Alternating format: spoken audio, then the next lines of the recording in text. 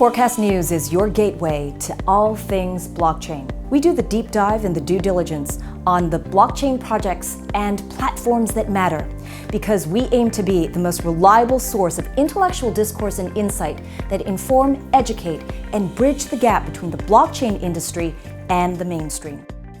In conversation with Mance Harmon, Hedera Hashgraph, co-founder and CEO of Hedera Hashgraph, also a course director for cybersecurity at U.S. Air Force Academy, also a program director for the Missile Defense Agency, 20 years of strategic thinking as a technology executive in the space, really seeing the evolution of technology as it applies today. And here we are in the pioneer days, would you say, of blockchain, Absolutely. but now Hashgraph, which is not blockchain.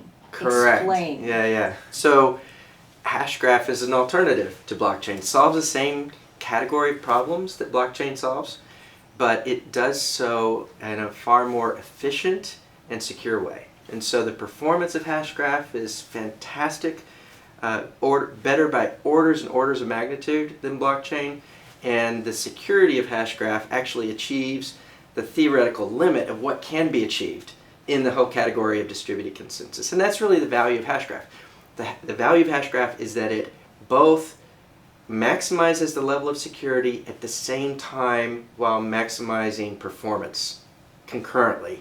And that's unique in the industry. You know, everything else in the industry, there's been this trade-off between performance and security. Public DLTs, better security, worse performance. Permission DLTs, better performance, worse security. Hashgraph maximizes both. And for those who are watching from the mainstream side, the global audience who's groaning right now because they're thinking, I just learned about blockchain, now I have to learn about a completely different thing. Hashgraph, isn't that something that, you know, we see in social media language, but you're talking about something that is really an evolution as part of this technology evolution that we're seeing.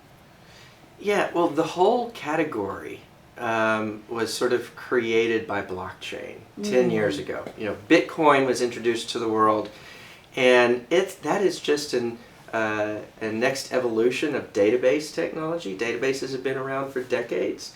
The assumption has always been there's one company running all the databases for the company.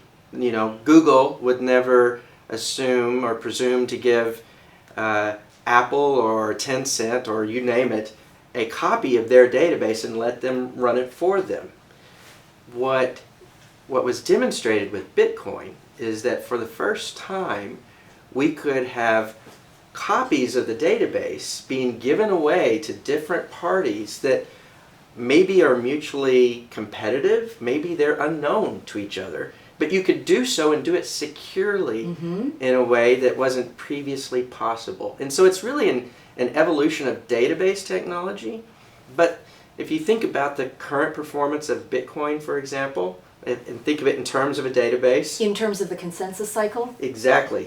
It can only process about 7 transactions per second globally. That's a pretty slow database. There are not that many things you can do with a database that can only process 7 transactions per second. What Hashgraph makes possible for the first time in a public network like Bitcoin is the ability to process tens of thousands of transactions per second with our beta release coming this summer. And after fully optimized, we're expecting 100,000 transactions per second. So that's a game changer. It's a game changer internally in the industry.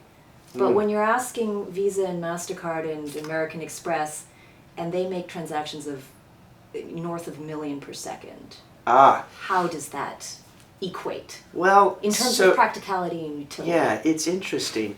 You would think that that's the case.